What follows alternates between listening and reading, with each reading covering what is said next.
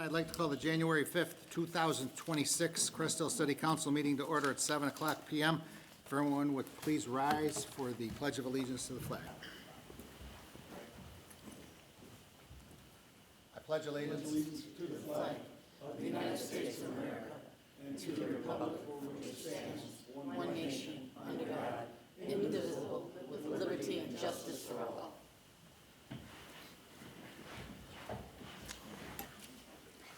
Roll call, please, Chris. Ray Solomon. Here. Jamie Malloy. I'm here. Scott Dyke. Here. Angelo DeSario. Here. Darrell Jefferson. Here. Claudia Gazal. Here. Tina Oberlin. Present. Mark Sepiti. Here. Nate Albert. Here. Joe Kulo. Here. Thank you. Okay, welcome back, everybody. I hope that everybody had a joyous Christmas and a safe New Year with your families. We will move on to agenda item number 4 under appointments, citizens, public hearings, special requests. We have nobody wishing to participate in that this evening, so we'll move on to number 5. It'll be public comment for the 4 agenda items that we have listed under consent agenda. If anyone would like to speak in regards to any one of those 4 items, please step to the podium, state your name for the record. Your address is optional. Let the record show that no one has approached the podium, so we will continue on to the consent agenda. I would ask the members of the voting members of the City Council if they would like to have any one of the 4 consent agenda items removed for further discussion. With none being heard, we will move on with the 4 agenda items. 4A is approve the minutes from the work session held on December 8th, 2025. Consent agenda 6B, approve the minutes of the City Council meeting held on December 15th, 2025. Agenda item 6C, approve the regular and overtime payroll from December 1st, 2025 through December 14th, 2025 in the amount of $288,948.14, and approval of the regular and overtime payroll from December 15th, 2025 through December 28th, 2025 in the amount of $300,228.26. Consent agenda item number 6D, approval of the list of bills issued through January 6th, 2026 in the amount of $1,014,592.65. Motion would be in order for approval. So moved. Second. We have a motion by Alderwoman Gazal, seconded by Alderman DeSario for the approval of the 4 consent agenda items. Questions or comments? Roll call, please, Chris. Scott Dyke. Angelo DeSario. Yes. Darrell Jefferson. Yes. Claudia Gazal. Yes. Tina Oberlin. Yes. Mark Sepiti. Yes. Nate Albert. Yes. And Joe Kulo. Yes. Motion carries. Thank you. Okay, thank you. Moving on to agenda item number 7, it's reports and communications from department heads and elected officials. The first one is the mayor's report. I do not have any agenda items this evening. I will say, though, that all of our liquor licenses have been reapproved for 2026, along with all of our tobacco licenses from last year for both of them. With that being said, I will have information in regards to the list in the work session coming up next week. If there's any questions for the mayor, I'll certainly try to answer them. Moving on to our city clerk's report, Christine Verche Hall. Good evening, Chris. Good evening. Thank you so much. The only thing I have to report tonight is the Will County Board Democrat Caucus would like to use the community room on February 18th and March 18th at 5:30 p.m. Council, your decision. I'll make a motion. Second. We have a motion by Alderwoman Gazal, seconded by Alderperson Oberlin. Questions or comments in regards to the motion? I will say that I would not recommend this approval on this line item for this evening. I believe that we had discussion in regards to making a policy several months ago in regards to setting a policy for what would be acceptable and non-acceptable for this city council in the use of the community room. And I know that Mike Stiff worked hard on that and we had a work session in regards to that, and then it went no further. But I think that in regards to this usage, I would recommend that we do not have any political events of any type in the community room. That's my opinion. It's not in the chamber, it's in the community room, and it's a caucus. It's an open meeting. It's not like behind closed doors. Any person can attend that meeting. Anybody else? Is this a party, or is this just a portion of the Will County Board? It'll be the Democratic organization.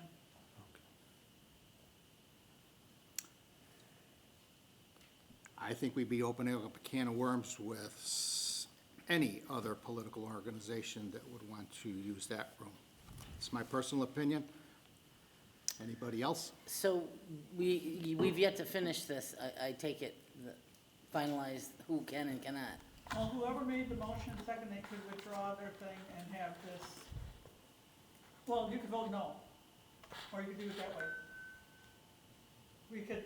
No. table That's it. not what she's asking. She's asking is that we have to we haven't finalized it yet Yeah. with the city attorney. Okay, that's correct. Right, my understanding is that it's on for the work session, I think, our next work session. So the policy is up for discussion and hopefully finalization. Okay. With direction from the council for approval the following next regular city council meeting. And if you've got a policy in place, then that would govern whether this Right. is an appropriate use or an Well, that's what I was gonna inappropriate use. say, But again, since I the- think you have to have the policy in place. So there's no policy right now. There is no policy right now. Exactly. So since we don't have a policy, but we are gonna finish it this month, which is prior to them doing this, I'm going to take away my second, or however you want me to say it. To the motioner?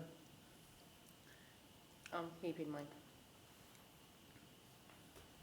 Is there a second to the motion to approve? I'll second it. Okay, we have motion by Alderwoman Gazal, seconded by Alderman Jefferson. Questions or comments in regards to the motion? Roll call. Angelo Desario, No. Darrell Jefferson, Yes. Claudia Gazal, Yes. Tina Oberlin. No, Mark Sepiti, No. Nate Albert, No. Joe Kubal, No. Scott Dyke. No. Motion failed. Okay, would anyone like to make a motion to table this for a work session in regards to creating a policy for the usage of the community room? It is I don't coming think we on can at do work that. session. I don't think it can be tabled now, can it? We didn't No. approve it, so it can't be tabled. No. That's correct. But somebody can make a motion to, It can be brought back at any time once you have a policy, or it can be brought back again at a later date as well, but not tonight. but it's already on schedule for the work session next week. Not this particular topic that just got voted on, but what is on Is the policy. is the policy. Okay. So, I got a question. How is it that we have items that make it to the agenda that we haven't divested through work session? I mean, this is not the only item, but I want to know, how did we get to that point? Because it's kind of strange. So can somebody answer that?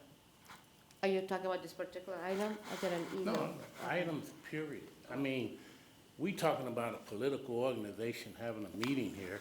We have political organizations already have meetings here. They just go by a different name, you know? So, you know, it's apples and oranges, but I just want to know, how do items make it to the agenda that haven't been discussed in the work session? Well, this one specifically was emailed to us to put on the agenda for approval to use the community room. So that's why it made the agenda. But anything else? It's by department heads, I believe. Sure, yep. So in this particular case, we were identified from the clerk's office that there was a request to use the community room. Our current practice, although we don't have a policy, is the clerk's office oversees the community room rental. And so, although we don't have a policy and council has approved other groups to use the community room, although we don't have a policy yet, that's why it was placed on this agenda. Right, but we've already we allowed other people to use the community room. Yep, you've been in this building for, I believe, about 3 years now, and even though there's not been a formally adopted policy, one has been presented through the work sessions and was asked to be continued, which it will be at the next one on the 12th. But I'm still confused. We don't want to allow this caucus, whether it's Democratic, Republican, Independent, other social clubs around the city, it doesn't matter if they have political agendas. Everybody that ever walked in that room and rented it has a political agenda. So they just got a name. So- It doesn't matter if the Republican Party come in here and ask to rent the room, we're gonna say the same thing. Because we so-called opening up a can of worms. The can of worms was open a long time ago.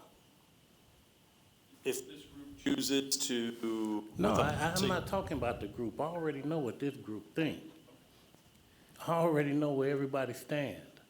I'm talking about general principle, not personal agenda. I'm not looking for personal agenda. I need a policy, so if this group chooses to have a policy that doesn't want political groups, then these sort of. Come on, Blaine, we know ain't nothing here but personal agendas. Don't try to piss on me and tell me it's raining, okay? I'm not there. I'm not there. Mike, does there need to be a motion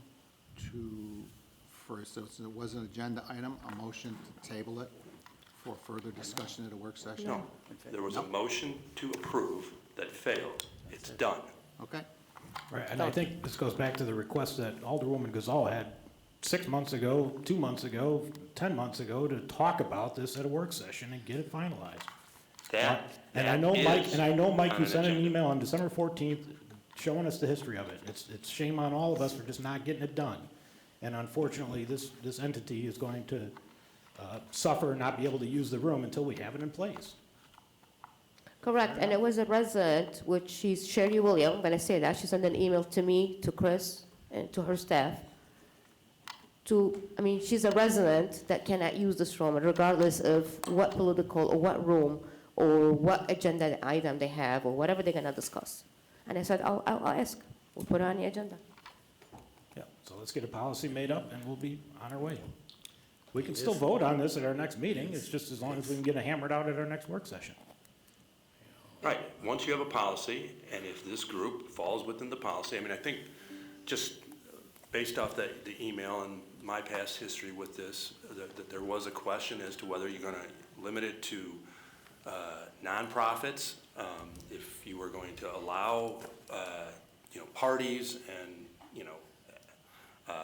food and, what were the rental fees going to be, if there was going to be a rental fee, whether it was just going to be insurance, or whether they were just going to put up a credit card. All of those issues I think we talked about. I don't think we landed on any of them, but I think that once you have that policy in place, this item can be brought back for a vote to see whether it fits within the policy that you hopefully will approve at the next regular meeting. If that makes sense. My question has nothing to do with this particular item. Is the fact that the room has already been rented out or whatever. It's a public taxing body room, taxpayers' money pay for this. So any taxing body, or any citizen of the city of Crest Hill that pays taxes, is if we have to describe a policy for the use of the room, you know, that's something should have been done at the time the room was created. We're so far behind the wagon on this thing. It's, you know, I don't know. It's a lot of things go on around here that's awfully strange, and it's all personal. One day you got to get on a professional agenda in here. One day you got to put business before personalities in here. One day. And that's not got nothing to do with this. It's in general. Okay, moving on to agenda item 7C, our city treasurer's report. Our treasurer, Jamie Malloy. Good evening, Jamie. Good evening, Mayor. Thank you. I just want to start and say thank you to Alderwoman Gazal for putting up the Christmas decorations and taking down the Christmas decorations. Thank you also to Gary Robertson and Eric from Public Works for sending over four big gentlemen to help bring totes down, because I also stopped in to help her. And it got done very quickly with 4 men to help. So, thank you, Claudia. Any questions of the treasurer? Okay, thanks, Jamie. Thank Moving you. on to our city attorney, Mike Stiff. Good evening, Mike. Good evening, Mayor and Council. So there is one item on the agenda under city attorney today. This is something that was discussed at the December 8th work session. I'm just looking over the minutes that were already approved, and it looks to me like there was some potential confusion as to what the council decided on the 8th of December. The way I read the minutes was that there was an agreement to postpone this till after Swarm came, but then when I read further, and this is on page, I guess, item A, page 6, the very top, it says that, I take that back, page 7 at the very top.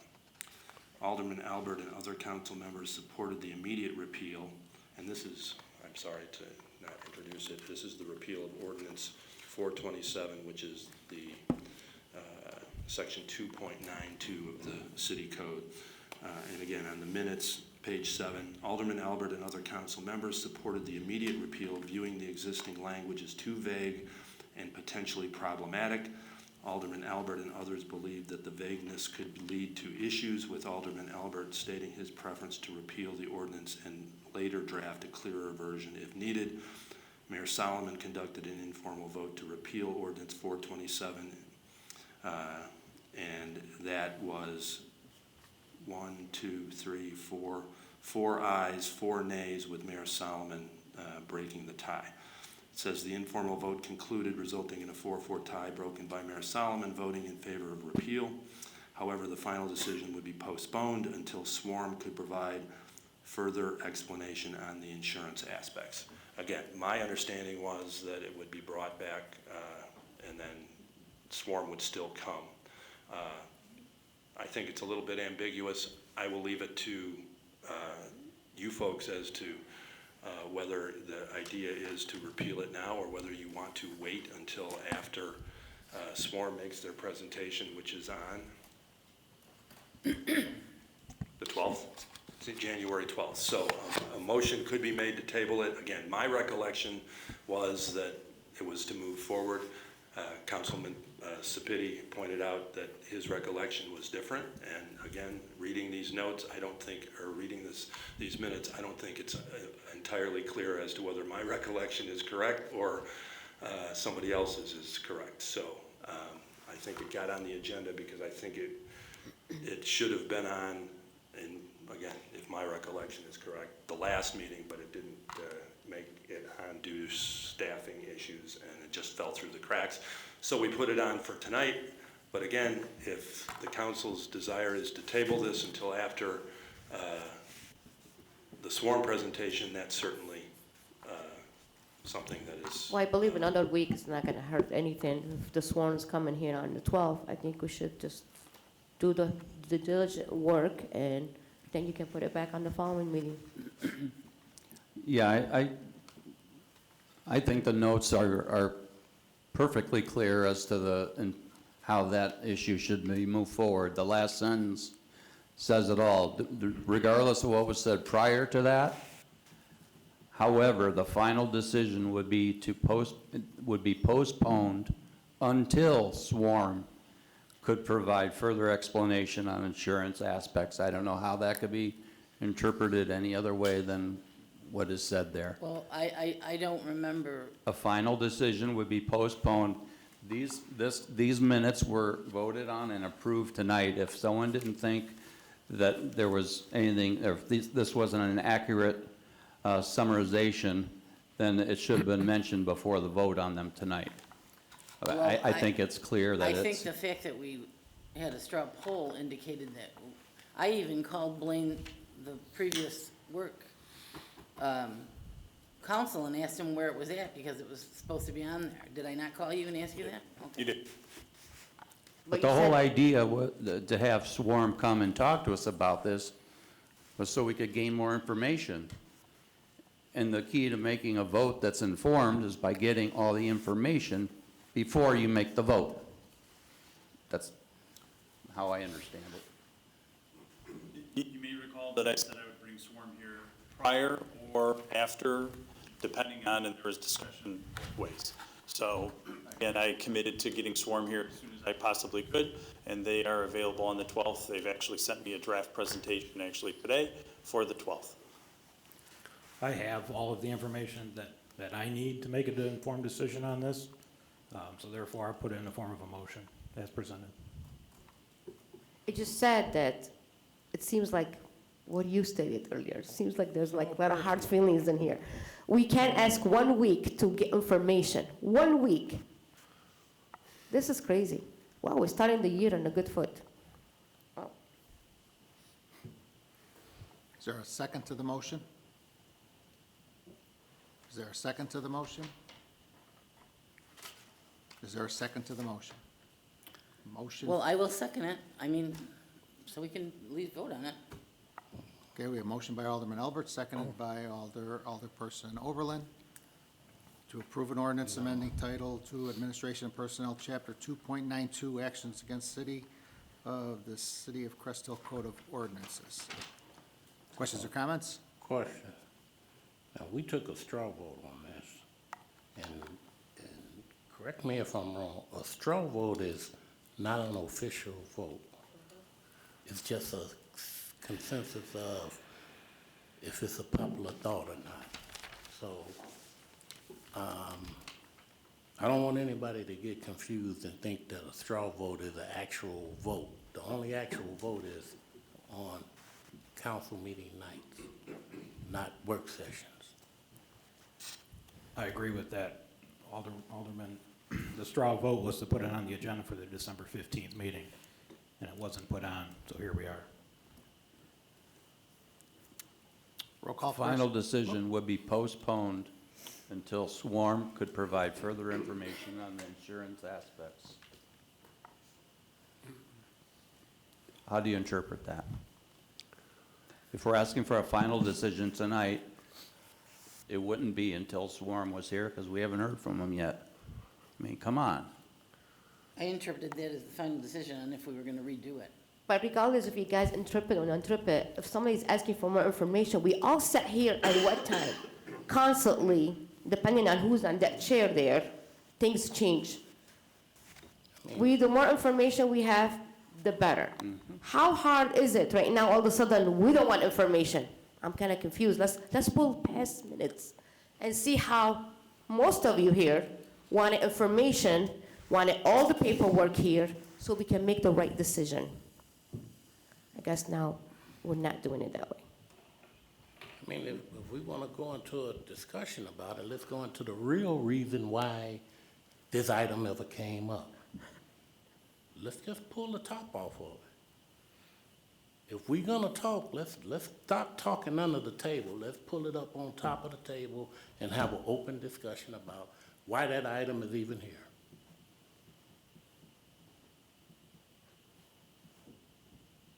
Do you know? I don't know. Yeah, I know. Okay. I mean, these people read like a cat in a hat book. It's easy to figure out.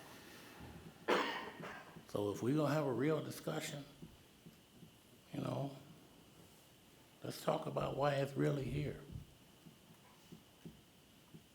Who we don't wanna pay legal fees for. The real reason.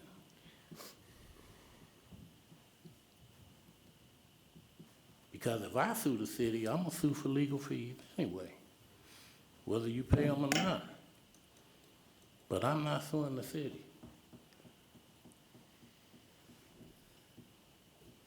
Well, the way this is written, Alderman, that would mean that the taxpayers would have to pay for your attorney. Well, And they've been that paying is- for that them is for why over I'm in 50 support of years. repealing this. They've been paying for this over 50 years, only one person ever used it, so it ain't really been an issue. It's not really been an issue. We just have to take the personal stuff out of things, man. I'm not going another term on personal issues. We gotta draw the line somewhere. If we could get one professional vote out of here, man, I would be very happy. Any more comments or questions? Roll call. Darrell Jefferson, No. Claudia Gazal, No. Tina Oberlin. Yes. Mark Sepiti, No.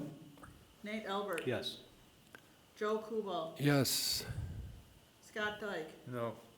Angelo Desario, Yes. Mayor Solomon.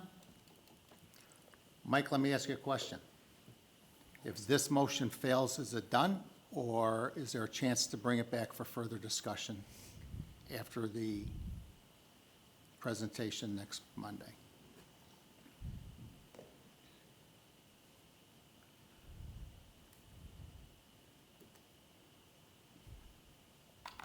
I believe that it can be brought back.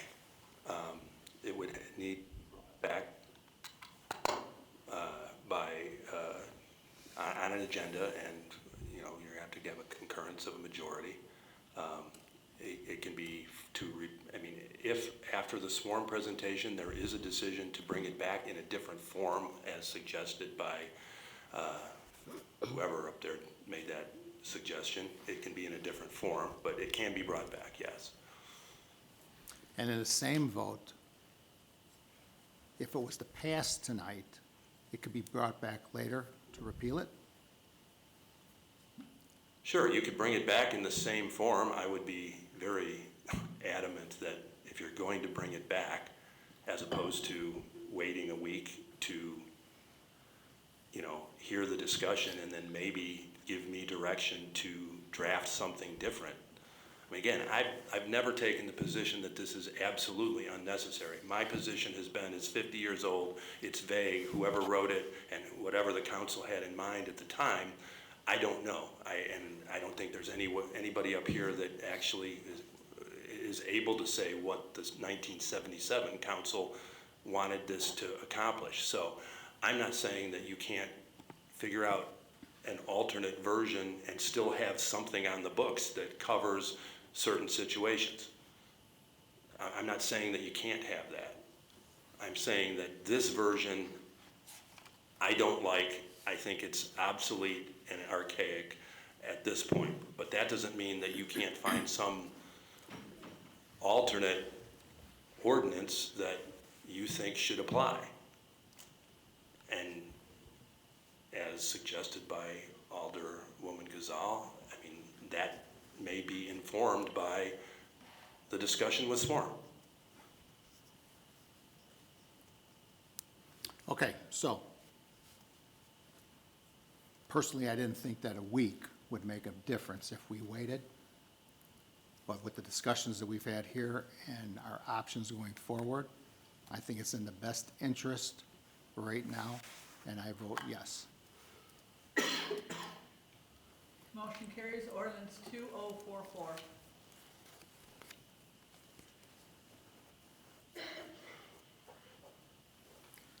Okay, All right, I have no other agenda items, but would try to answer any questions that you might have. any questions of city attorney? Okay, thanks, Mike. Moving on to our city administrator, Blaine Wing. Good evening, Blaine. Good evening, Mayor. First item I have is in regards to resolution appointing our Public Works Director, Gary Richardson, as the alternate delegate to our Technical Advisory Committee for the Grand Prairie Water Committee. So moved. Second. We have a motion by Alderwoman Gazal, seconded by Alderman Dyke, to approve a resolution designating and appointing Public Works Director Gary Richardson to the Technical Advisory Committee, TAC, to the Grand Prairie Water Commission. Questions or comments in regards to the motion? Roll call, please. Tina Oberlin, Yes. Mark Sepiti. Yes. Nate Albert. Yes. Joe Kubal, Yes. Scott Dyke, Yes. Angela Desario, Yes. Darrell Jefferson, Yes. Claudia Gazal. Yes. Motion carries. Resolution 1373. Right, Mayor, the next item I have approval of the civil service testing company agreement for a total of $9,000. I did invite our HR consultant, Dave Strahl, here to discuss this item as he provided all the background. There was also a request via email by one of our alderwomen, excuse me, to have this, wanted to make a comment on this particular item and to ensure that it wasn't part of our consent agenda. Dave Stroll is here this evening to answer any questions that either council or the public might have regarding this item.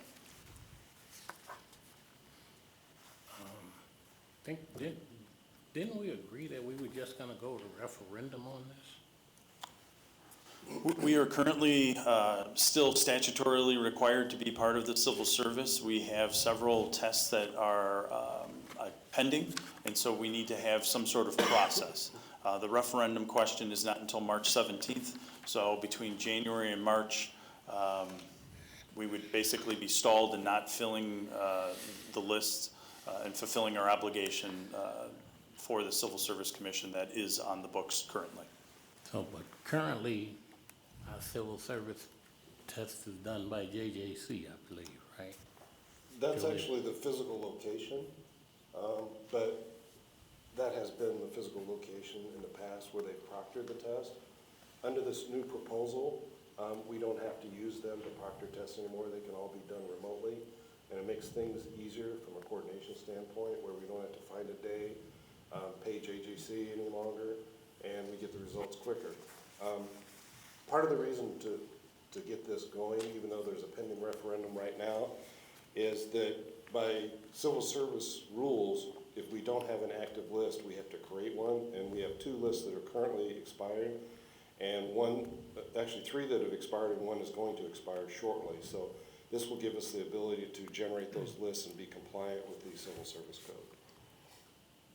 Okay, so this will change how things are promoted to attract people to do the civil service test as well? Well, it'll streamline the process that we've used in the past, where we have to organize a time to have them go out to JJC and do the testing, and then we follow up with the interviews thereafter. This allows that to all be done basically in, with somebody from home, because it's got built-in anti-cheating methods. And I went through a demo with this, and it's pretty slick because it's got AI built into it, where it measures keystrokes, it watches them, because you have to do it with a camera on your laptop, and it worked really well from what I saw. So it's a big improvement to what we've had before, from just an organizational and a process standpoint compared to what we have done before. I have a question. Looking at this, the background on this, is the previous contract arrangement we had with this company was that the city paid per participant. How much did we pay last year for this, what they did? Well, I don't recall what we paid them per participant. It was significantly less than what this contract proposal is, I'll tell you that. We did pay JGC $10 a head, in addition to what the company paid per participant also. That's what I was wanting to know, how much we paid last year with different versus this. If it's cheaper, the way we were doing it, why not just keep doing it that way? Well, unfortunately, to use the questions and the process, they've changed the business model completely, where they don't offer that option any longer. And I was stunned when they came back and said, okay, it's a subscription service. They've broadened out the ability, because the way the system is now, they've improved it, it also would allow us to use this for public works positions, where we have created this ourselves. In public works, we can use the questions and the skill test apparatus from them, so that'll take the burden off public works in the future also, when they need to create a list for like a maintenance worker, et cetera.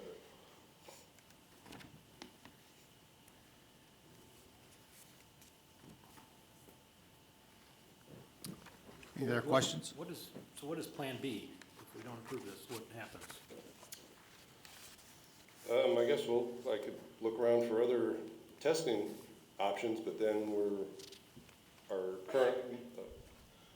the recruitment for the two primary lists that we're looking at right now are two administrative clerical type positions. The deadline was December 19th. So the further we get away from that date, that list gets stale, and people will start dropping off and not want to participate to try to get the list taken care of. So that's the downside of this. So are you saying if we don't go with this, we can't hire any more people? We can't create a list to hire people Okay. for these particular positions. So you're saying that this group will streamline the process faster than what we've had in the past? Yeah, oh yeah, quite a bit. You're saying that this group will be able to eliminate possible candidates quicker than what we've been normally used to? I didn't say that. I just said that the process to get the actual testing assembled and evaluated, and convenience factor for the applicants and the city will be much more streamlined than it has been in the past. Because in the past, we'd have to send out emails to the candidates. We'd have to set up the dates at JJC. We'd have to hire the proctor at JJC. They would have to have a special key sent to the laptops at JJC so they could actually do the process there, and then the results go back, and then they send us the summary of the people that took the test. This system will basically set up a window of time, like a 2-day window, where people will take that in the comfort of their own home, and we'll have the results much quicker with a lot less interaction than we've had in the past. David, is that $9,000? Is that for a year? Yes. Okay, so with the potential reality of us, with the referendum passing, we go away from the civil service, we'd only be in for 3 to 4 months of the year, but yet we paid a yearly fee. Is there any way a contract could be worded where it's, prorated or monthly for, come referendum, we don't use it anymore, but we paid for a whole year? Excuse me, that was not offered as an option. We have had some internal discussions about the process, presuming that the referendum passes in March. One of the concerns that we had was how you transition from a civil service process to a non-civil service process. And one of the questions was, if somebody were to challenge the referendum, what legal standing would they have? Well, if we do away with the list, then they could potentially have a legal standing to challenge the referendum question. If we have the lists in place and let those run their time, then they wouldn't have standing to challenge the referendum question, potentially. So while I share your concern about $9,000 and potentially we would only use it for a short period of time, it would potentially also cover us from from a liability standpoint, while we transition away from the civil service process itself. That's why I asked, is there any ability to have a contract? You said it didn't come up or wasn't proposed, but maybe we could I asked that. and they- suggest that I- and see if they're open to working on that? I asked that because I said we are in the process of doing a referendum question, and we would only need it for a short period of time, and they did not offer that as an option. I think it's a good program, but I believe the amount of money, and since we're so concerned about money in here,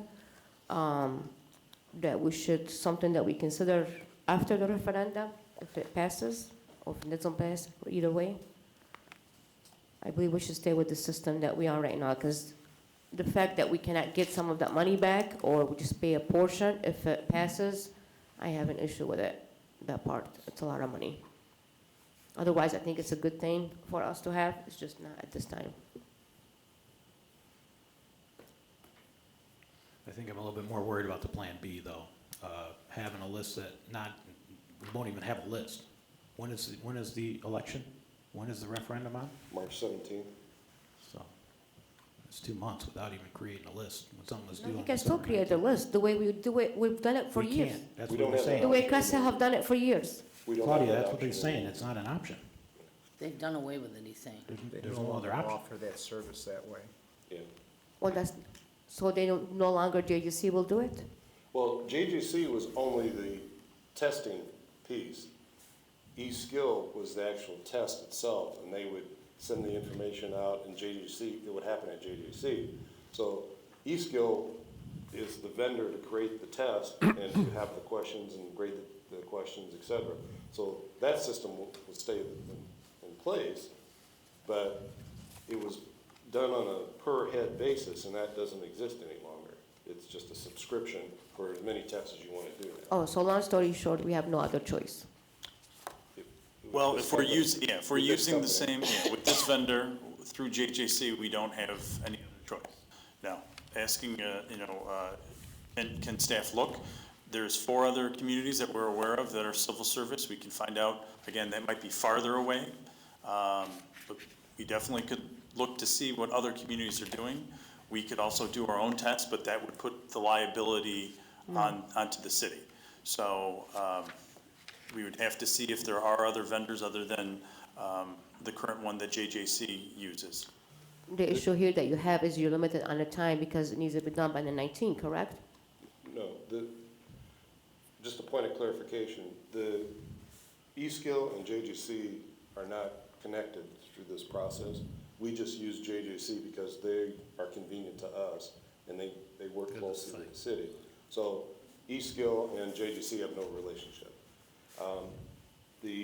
I'm sorry, and your question was? My question is, are we limited on time, according to what you told me back there? That we're limited on time, that's why we didn't put it on the work session, because we need a decision tonight. So with that said, that means that the city administrator is saying he can look around for different municipalities. There's no time to look around, because that's the reason why we didn't have it on the work session, because we need to make a decision tonight, correct? Well, the reason I had suggested this tonight is the application period ended on December 19th. So as we get further and further away from that date to create a list, we'll have fewer and fewer people interested in going through the process to actually be put on the list. So timing, we can take time and look for potential other vendors, but at the same time, by the time we get that process looked at and then brought back for further discussion, we will be even further away from that December 19th closing date, and we'll have more people drop off interest to participate in the process. So the reason it was brought tonight was in the essence of time to try to keep that list or those people interested, to get them through the process and get the list created on a timely manner versus reducing the number of people that would actually go through the process to be tested and to be potentially put on the hiring list. Can I ask why this wasn't brought for discussion earlier, so that we're not faced with a decision that we are tonight having to make it without even having opportunity to have a work session? The last time that we used E-Skill was in 2023, where they had the previous business model. So I had no reason to contact them or to work with them between then and now. So when it was time to create a new list, I contacted them, I contacted JJC to set up the process as we had done before. And they communicated to me, as like, well, we don't do that process anymore. Here's our new business model. Here's what we can offer. But we knew, you say December 19th was an end date for the list, or? No, December 19th was the last day people could apply for these positions that we're trying to create a list for. So that is static regardless of whether we use the old process or the new process. So all that means is, as we get further from that date and we reach out to people that want to see if they want to participate in going through a testing, people will start dropping off because they will lose interest. That's all I'm saying.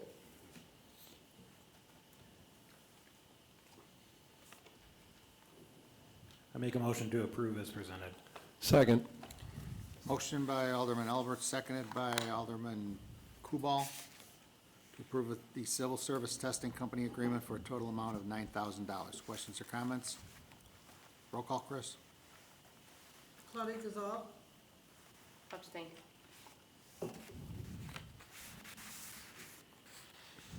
Tina Oberlin, Yes. Mark Sepiti, Abstain.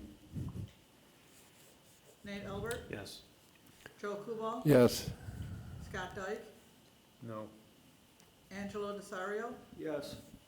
Darrell Jefferson. No.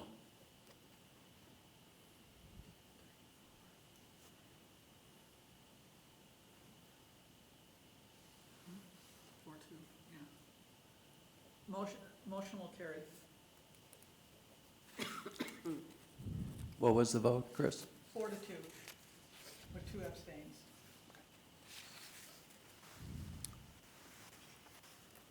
Okay.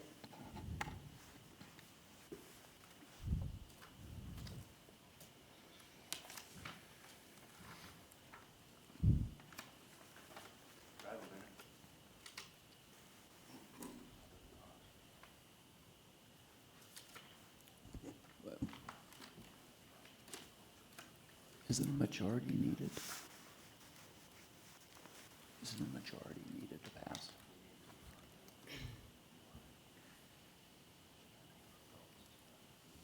Right. Mike? Oh.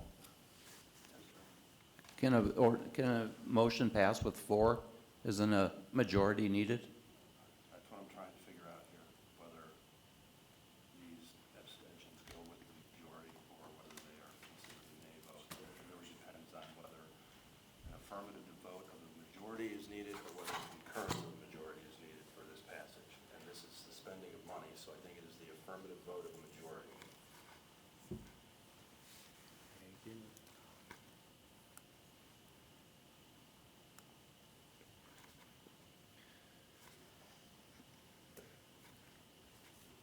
So if the abstentions count as nays, it's 4-4.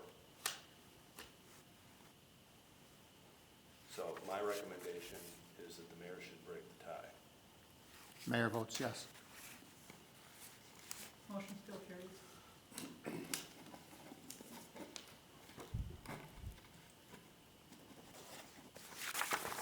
Okay, next, Blaine. Thank you, Mayor. The next one is the highlights of 2025. Chris, if you could, on the projector on your screen, switch me to south. So that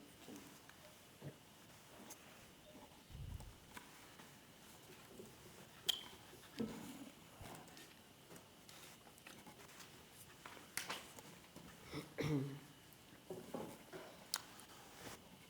Tonight, I met with the various staff departments, and I want to highlight just a few things from each. I'll be including this report in my Friday update to council. Keep this brief because I know we're already a little longer in our council meeting than we anticipated, and I know there's other items on the agenda. Again, I've been with the city for about 7 months at this point, and the next 3 slides will touch on several of the items that are, can I just borrow your, I think my batteries are dying. Can I borrow your? Thank you. Touch on the various departments and some of the highlights that we have from 2025. With administration, we did hire several department heads. In addition, we did, as was noted earlier today, the civil service was placed on the ballot, which we'll be voting on, the public will be voting on March 17th of 2026. There are improvements in this council chamber. The projector is one, as well as the ADA improvements that have been implemented. We have also added a consent portion to our council agendas, as well as our grocery tax was approved that now is in effect for 2026. Finance, several awards were received, most notably the Certificate for Achievement for Financial Excellence for fiscal year ending 2024. Again, a lot of awards and other materials were acknowledged during the year, which the city should be very proud of. In addition, finance also oversees our HR. We had a coordination of our extending of our benefits with our IBPC, so that changed our health plan to an annual plan, so that actually froze our rates, so there was actually savings both for the employees and for the community. Again, I'm not going to hit on everything, so there's several bullet points, and like I said, I'll be sharing this with council in my weekly report. The final one on this slide is the clerk's office shared that we had a successful shred event. We have ongoing food drive in our lobby, and we did have our new employee, the administrative clerk, hired during 2025, which Linda is her name. She happened to start actually today. Under Community and Economic Development, which also has our building department, again, several employees were hired. So we have a new director and 2 new inspectors. There were several items that continue to move forward, including the adjustment to our liquor license hours, which again now is better addresses business attraction as well as retention efforts. Again, I'll just hit on a few other things. The city issued 831 building permits in 2025. This was the most amount of permits since 2008. There was increased code compliance and enforcement efforts during 2025. Again, there was an issuance total of 1,198 citations during 2025. Again, that's more than double than previous past 10 years. As for engineering, lots of projects. Again, these are the ones that hit our highlight. We created an interactive construction status webpage. There was completion of some of our sewer and water tap fees, so there was an update, so there was a rewrite of that. There was approximately 4,440 feet of water main that was replaced. We did have approximately a mile of existing water main lining. Again, that will extend the life, typically that's 50 years or more.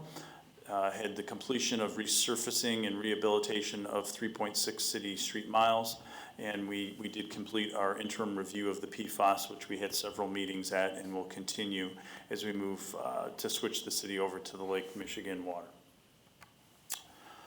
Finally, in police and public works, police, we started first time ever to have a school resource officer program in the city's history. The city did purchase new 9mm firearms with the red dot sighting system, again, using funds obtained from the task force that the city participates in. We were awarded the Gold Standard Award from the Lexi Pool for excellence in policy. Again, hosted numerous events from the Neighbors Night Out, Cop on the Roof, Polar Plunge, as well as several others, very successful. In addition, purchased 4 squad cars using some grant funding. So again, very successful over in the police department. Finally, in public works, we did issue our water letters addressing the lead and the unknown pipes within the community. Additionally, I was just informed that the city was selected to receive the Project of the Year Award in the category of environmental for projects that are less than $5 million from the APWA Southwest Branch for our East wastewater treatment phosphorus removal upgrades. So that, again, just learned of, and we'll have more information when that award's going to be actually given to the city, but very proud of that designation.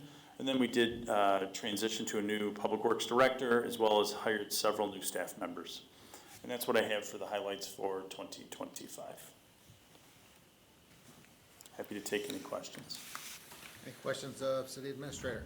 Well, you're forgetting one of the big ones, the big screen that you put up on the wall too. Thank you, that was the. You just forgot to mention the big screen Yeah, on the the big wall. screen, yeah, the projector and the screen, yes. No, I mean, it is a hats off to everybody, you know, like you mentioned, Alderwoman Gazal, sometimes we have these tough decisions and tough votes to make, but that right there shows a lot of accomplishments that we've done as a collective group, so hats off to everybody. If there's no questions, I'll move on to the last item, which is. Well, let me, I'm just sorry. one comment. Sure. I agree with what Alderman Albert just said, because that was a lot of accomplishments for the last 8, 9 months that you've been here, so you've done a fantastic job so far. Keep up the good work, and let's move forward and not look backwards all the time. Again, thank you. This is not just me. Clearly, it was all of the elected officials, the staff that have been here. Again, I wanted to highlight throughout all of 2025, which were several months, almost half a year that I was not here. So, thank you for your comments, very generous, but this really goes to council as well as. Well, not just the council, I don't mean to interrupt you, but the department heads that have been working with us for several years, that they've been preparing. Ron, you've been working on these projects for the last several years. Good job on doing that. You stick with us through good and bad, and so has Don. You know, you guys have tried through all the difficult COVID, whatever. You guys were still here, and you guys are working really hard. You're running really excellent departments. So thank you so much. Thank you to every department head. Thank you to chief. Thank you to everybody, finance, everybody for, pitching in and working with the council and city administrator. Great, thank you. The next item, as I noted, was E4. This is the discussion regarding the Assistant City Administrator position / HR Director job advertisement, the salary range, and the job description. I did talk with our consultant Lori. She unfortunately wasn't able to make it here tonight. However, she did say that she has continued to be reviewing the market for this particular position. And again, she is still stands behind her recommendation for the salary range, as well as the job ad and the job description. Those materials start on page 58 in the council packet, and I'm happy to answer any questions. Any questions for this topic? How does the budget look to support this salary? Yep, so our current HR position will cover about 85% of this. So with that position being vacant, and then we'll have shortly through MGT a new temporary HR position. Long as we're not having an overlap, we're basically on target for our budget. We've been watching the hours that we're using for HR, and so long as we don't go over, the standard 40 hours per week, we're on budget. That would place us probably around the 160 range for salary, along with benefits if this is a new position. Again, in the past, we've had the benefits as the position of an HR director, or the previous, when it was an assistant city administrator / HR, was a full-time position that also had the benefits. So I took the benefit portion out of the equation because we've had those in the past. Isn't that high salary? What do you mean by high salary? Well, I mean, it says here from 140 to 180, you're getting 200. So I feel like this is a lot of money for this position. Yeah, the range in the Chicagoland area, just for me taking a look, is there are assistant city administrator, city manager positions that are up to 250,000. So, this is, basically the range for our size of community, with a population of around 20,000. Again, depending on where somebody comes in, when council's interviewing the candidates that Lori's gonna be presenting, council would be able to see if that's closer to the 140, closer to the midpoint at 160, or towards the 180. My guess is we're probably gonna end up at between that 150 and 160 based on where we're at. Again, there are positions, even as assistants, that make more money than I do as the administrator. in And the you feel the Chicago- need that we need an assistant administrator? I do feel that we need an assistant administrator to step in when I'm not here. Also, the number of projects that we have do promote having an assistant to work on the various topics. When I went through, we currently don't have somebody that's overseeing our IT infrastructure. We don't have somebody overseeing our communications. I've been trying to do my best to address those deficiencies. However, having a dedicated person that could be working on that and then backfill for the HR is probably the best use, instead of having two individuals, that we get one individual that has the skill set to do both.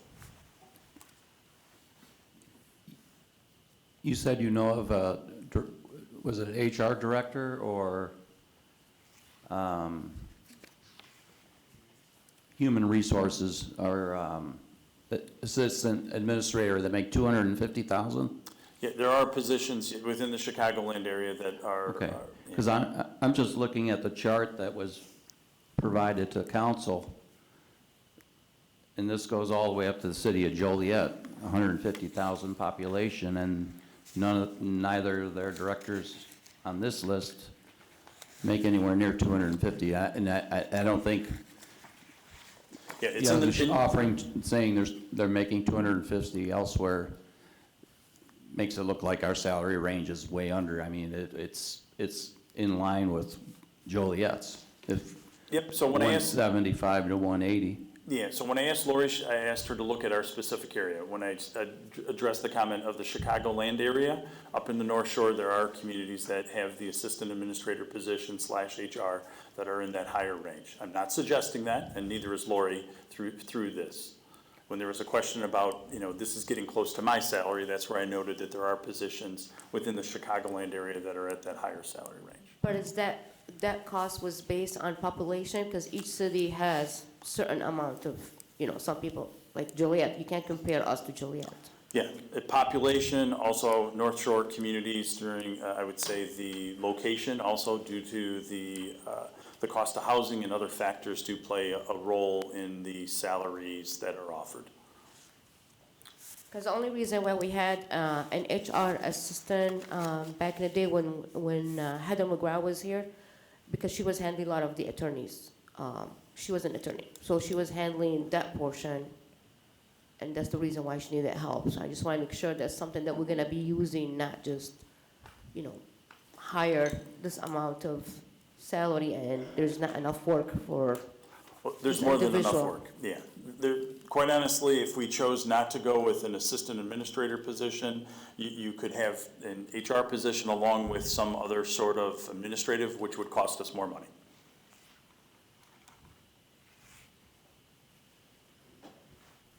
Any more questions or comments? On that Well, I think subject? the range is too high. That's the main concern I have.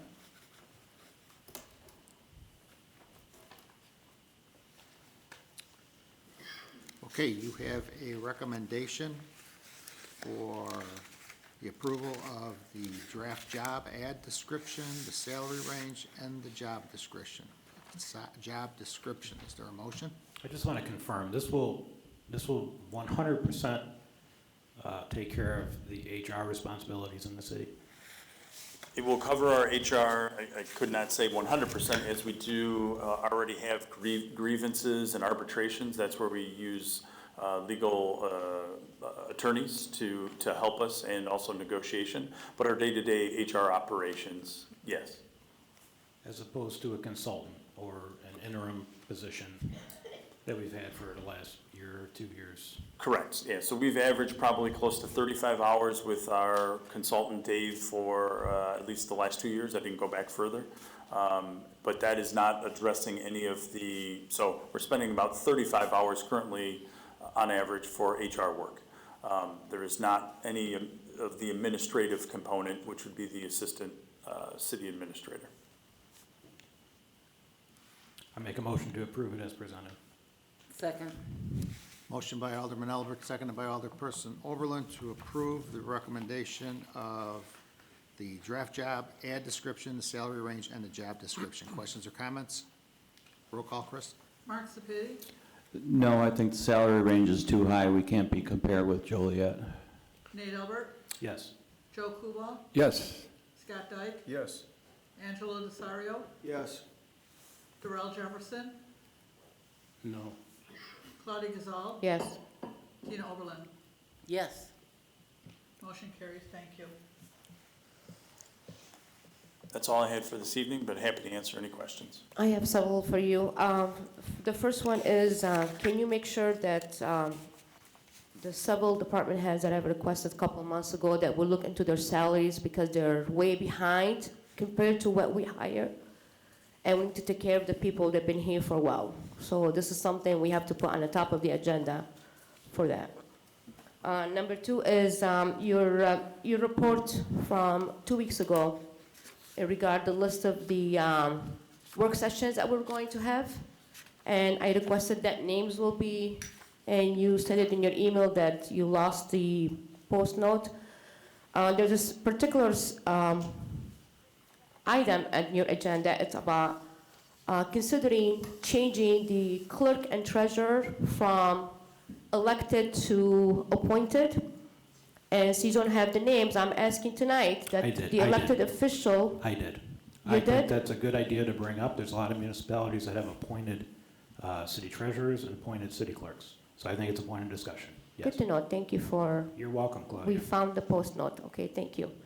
Thanks for that. The other agenda is, the item is, your constantly request of me making a decision on a particular office.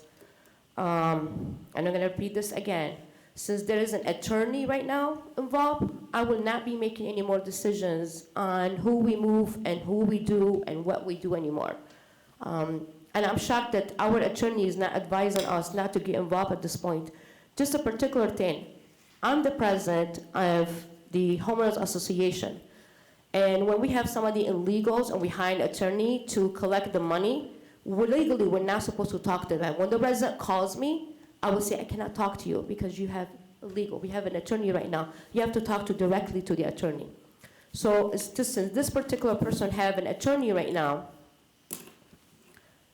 I'm requesting that the council will not be involved. Well, I don't want to be involved anymore because I sat on negotiations for hours and hours, and so as Alderman Dyke, and I think we should not be put in this position to make decision when there is a legal situation going on.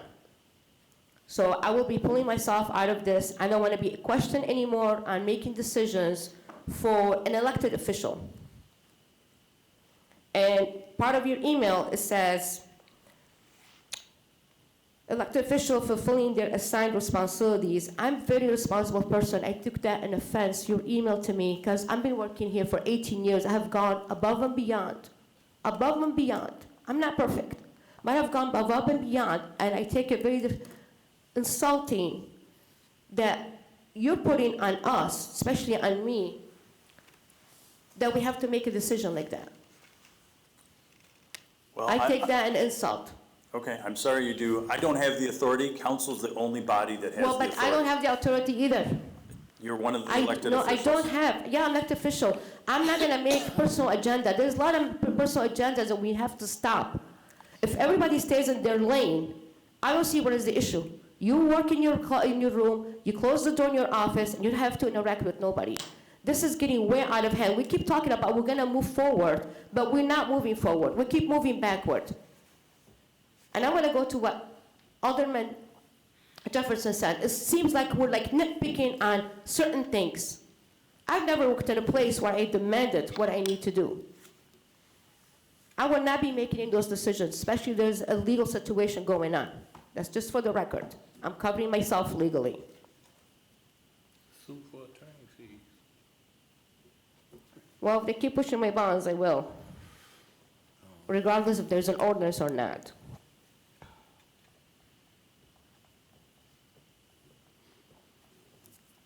Okay, anything else? I don't know, just to jump in there right quick, I'm not in support of making, because we only have 3 constitutional officers in this city, and the clerk and the treasurer is one of them. If we're gonna make everybody appointed, we should make them all appointed by the council. From mayor, clerk, and treasurer. If we're not gonna do the whole thing, we shouldn't do anything, because these are constitutional officers to this city. These positions was created when the city of Crest Hill was created. So, I don't think you can justify appointing someone as a clerk or a treasurer and not the mayor's position, because they're connected by the hip. Could I ask a question regarding this change from elected to appointed? How would that appointment take place? Well, if council chooses for us to investigate this, we would talk with the attorney and see how other communities, most likely, my understanding is that would need to be a vote of the people, so the residents would need to approve having a change of appointing a position versus having it voted. So this would go to a referendum? Most likely, I have not I mean, asked the attorney to look into this. So we're asked to vote on it tonight, and we don't? Oh, no, we're not voting on We're not this voting tonight, Mark. on This was brought up because of open session. This was a work session topic that would potentially be discussed down the road. I'm not sure why it's turning into a regular meeting discussion item.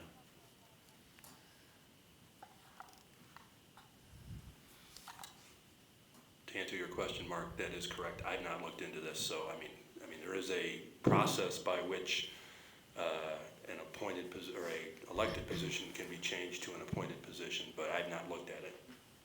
And I think that's the reason why Blaine has not asked me to look at it yet. It's because he doesn't have any direction from the council. It's been, I guess, raised by Alderman Albert as something to be discussed at a future work session. And until, obviously, you give me some direction, I couldn't advise you on that. So we're getting a little ahead of ourselves on that. Yeah, again, I did not bring up the future work sessions. That's actually going to be a discussion item on the work session on the 12th. So I was not prepared to talk on that. It was brought forward, so I'm happy to answer questions. Okay, any other questions of the administrator? I don't know, I would just want to make sure that we keep this in, the realm of discussion, for future discussion, because, there were items on here tonight that were supposed to be future discussions that ended up being voted on. I don't want to have the same mistakes coming again. Okay, thanks, Blaine. All right, moving on to Public Works. We do not have any agenda items this evening. City Engineer, Ron Wiedemann's here this evening. Good evening, Ron. I don't have any formal report tonight, but I'll address any questions the council might have. Any questions of City Engineer? All right. Police Department, our Police Chief Ed Clark's here. Ed, good evening. Evening, Mayor and Council. I do not have any agenda items as well. I'll entertain any questions. Happy New Year. Any questions of Police Chief? Thanks, Ed. Thank you. Community Development, we do not have any agenda items. Dan went home under the weather this afternoon. So moving on to unfinished business, we have nothing on the agenda. Anyone for unfinished business? New business? Committee liaison reports, we have approval of an ad insertion agreement with Shaw Media for the 2026 Heritage Corridor Travel Guide. Actually, Dan was going to take care of this evening. I spoke with Alderman Dyke before the meeting. I'll turn it over to him for some conversation in regards to the 2026 Heritage Corridor ads. Thank you, Mayor. This is something we do every year, and every year we have run ads. It's a quarter-page ad that we run in both publications, and since we've done this in the past, we get a special rate for both publications of $850 for that quarter-page ad. It would cost $680 just to do one, so it makes sense to do the other one for less than $200 to have both publications. Both publications are about 60,000 books published and distributed. It's a good way to put the city out there. We have the ad out there. I had talked to the mayor prior to the meeting, showing him in the past some of the displays of what we've had in the quarter-page ad. And last year, we had one that was different than 2024, and I had mentioned to him maybe we should switch to the 2024 ad for 26. And the mayor had mentioned that Dan might want to add something, so maybe we'll have him, if he needs to add something or change something. This way, we have a different ad every year instead of looking at the same thing, you know, draw attention, because some might just look through the same thing and not look at it fully. So I think it would be good to switch to what we had in 24, and if Dan wants to add anything to it, he can. Yeah, the only other thing that I talked with Scott about was maybe Dan may want to put something about the 100th anniversary of Route 66 on the ad. So I'll have some discussion with him tomorrow, and then we can get a hold of you tomorrow also. We'll All go right, from there. sounds good. But for right now, you're recommending the bottom half.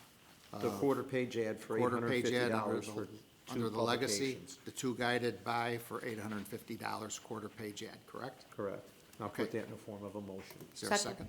We have a motion by Alderman Dyke, seconded by Alderwoman Gazal, for an $850 ad for the legacy ad for the ad insertion agreement with Shaw Media for the 2026 Heritage Corridor Travel Guide. Questions or comments? Roll call. Nate Albert, Yes. Joe Kubal, Yes. Scott Dyke, Yes. Angelo Desario, Yes. Darrell Jefferson. Yes. Claudia Gazal. Yes. Tina Oberlin, Yes. Mark Sepiti. Yes. Motion carries, thank you. Mayor, can I add something on, under Dan? I don't know if you or the city administrator.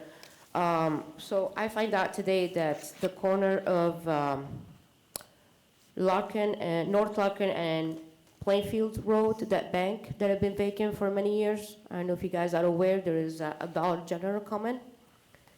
And this is another good corner that we're losing for either dollar store or something. Is there something that we can do as a city to eliminate this type of dollar stores or Claudia? what they call those? With just all these bargain stores right now, they're coming. Is there something that we can do as a city to put a limit on those? Well, you can buy the property, but I mean, when you're restricting private property rights, I mean, there's things that we can look into, but if the city, I mean, the city does have funds, and I mean, if there's certain parcels that the city identifies, then the best way to do it is actually to purchase the property and then seek what we want to have in those locations. Well, you need money for that. I mean, it's a good idea. I've been suggesting in on our economic development meetings that this is a good idea to purchase properties. Fortunately, this property has been vacant for what, Mayor, now, 10, 12 years? At least 10. 10 years, yeah. And we never made a move, and now a dollar store. And my concern with that one is it doesn't have enough parking. So I don't know how they're doing the dollar store, Dollar General right there. Well, obviously, during the permitting process, if it's zoned and that's an allowable use for the property, there's nothing you can do to just, not allow a zoned use, or properly zoned use. But if the parking is inadequate, then that's how you prevent them from going in there, is because you have parking requirements. So it's got to go through the zoning and permitting process, and I think it's at that point that you can, stop since it or we make put- them have the requisite I parking. understand, but since we put limit on bistros, we cannot put limits on certain stuff like that? Like Those in the have city, we license. have, huh? I think those are because they're licensed, and because they need a license for it versus like a store or a restaurant. They don't have to have a license, it's just a general business license. If I'm not correct, I think Correct, that's. the zoning and the licensing, The limit there's was some on the differences. amount of liquor licenses for bistros. Right, exactly. We I'd can be look happy to into talk it. with Dan and have him prepare a report so that, all of council or specifically So our I'm not sure if economic the committee. dollar store, the Dollar General in Hillcrest is moving there, or this is, I don't see like two of them across from each other. But it's something that we can look into. I tried, went back there twice today, but I didn't see him. I didn't. Dollar General? It says Dollar General is gonna open their Dollar Tree over Dollar Tree, yeah. there. And Dollar General is very different than Then, a bargain place, so which one is it? well, they have a dollar at Hillcrest, But is They have it, Dollar Tree. is- Dollar Tree and Dollar Dollar General. General's on Plainfield Road. But we already have They're a across from Dollar each other. General on Plainfield Road, right? Yeah. That one's probably moving up to the more lucrative corner. It's a smaller space. I'll have Dan look into it and report back to Claudia, council. Did you say where the bank is now? Small. Or the old bank, Bill Brown's Chicken. Oh, on that side. TFC. Yeah, that's way used to be. little. Yeah, very little. Yeah. That's not gonna be it. Okay, anything else under committee liaison reports? City council comments, positive city council comments, anything you'd like to share with your constituents? Begin with Alderman Dyke this evening. Thank you, Mayor.